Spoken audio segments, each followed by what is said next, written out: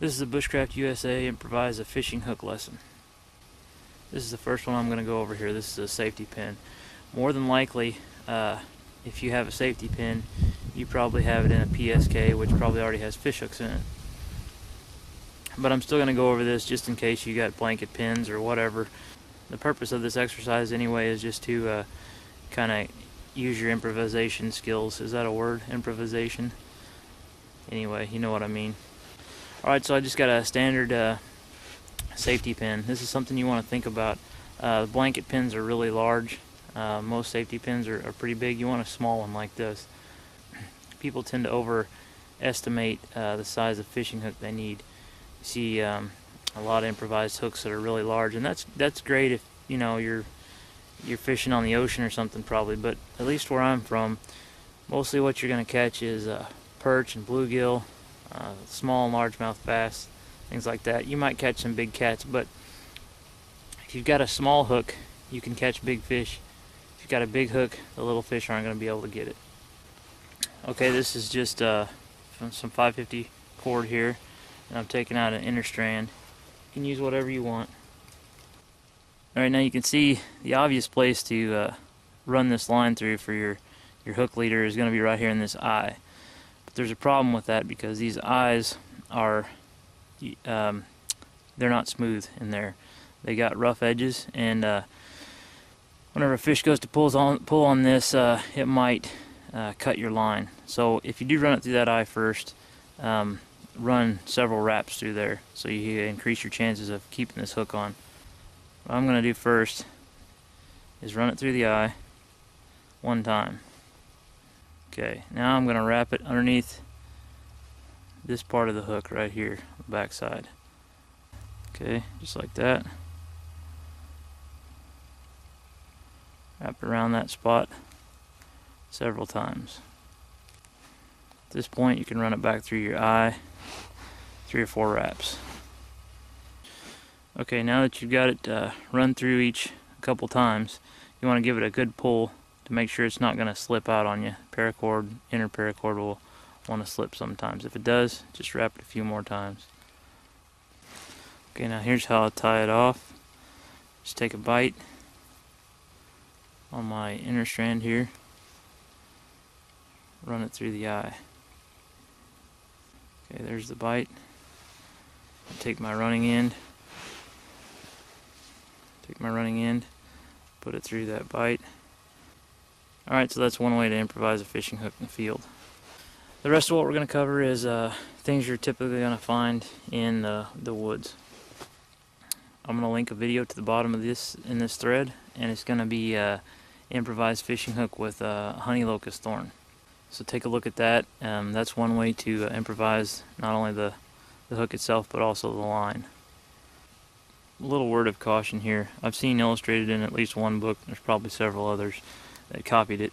I've seen where they've illustrated using a pocket knife as an improvised hook. They'll take and open the awl up or another blade, something like this position, and then they'll wrap cord around that so the awl can't close. This is a bad idea in my opinion for several reasons. The most obvious is you don't want to lose your pocket knife. Another obvious reason is what I was talking about earlier. If you catch a fish on this thing, you're going to be eating for several days because it's going to be a monster. So you're going to eliminate your good panfish, your small panfish right off the bat with something like this. Next one we'll discuss is the gorge. This, in my opinion, is the most viable option to use as an improvised fish hook. If at all possible, you want to use a dead hardwood stick, something that's solid. Green works. That's what I'm using here because I don't have all day to carve this. It'll work fine, but if you have your choice, then you want to go for dead hardwood.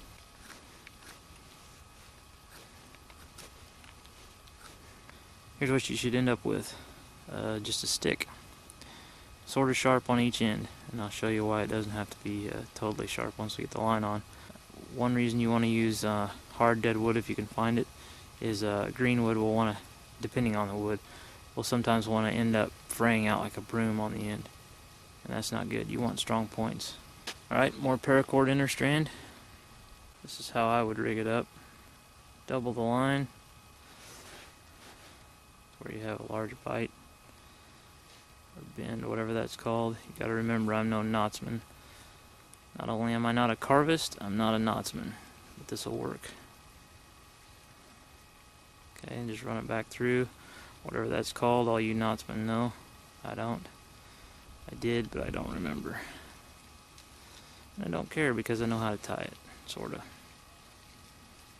Okay, just a hitch. Do that one more time. Okay, and if you're real good at carving, you can carve a waist into this. You know, a relieved point where this line will lay so it doesn't go left or right or up or down, however you're looking at this. It doesn't slide, so this hook doesn't slide off. Or if you make the gorge big enough, which I caution you on that for the reasons we mentioned before, if you make the gorge big enough, you can take your awl and drill a hole through the center of this thing and run your line through that way. Okay, there's your hook with the leader on it. It's basically just a toggle. And that's basically what happens whenever the fish gets it. It'll push this toggle in, swallow it. Whenever it goes to take off, it can't because this toggle will lodge in its throat. The way you bait this thing is hopefully you have some sticky bait.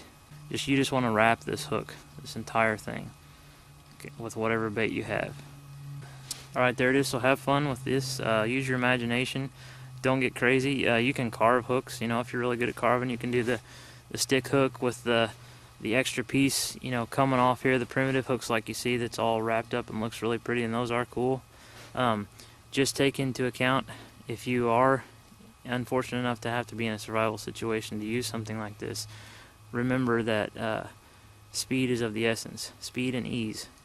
Okay, you don't want it to require a lot of time or a lot of energy to make these, because it's just like trapping. You want to have you want to maximize your chances as much as possible, so you don't set just one trap. You don't put out just one limb line or one bank pole. You put out as many as you possibly can in order to ensure that you might have something to eat that night. Thanks for watching. Hope you enjoyed it.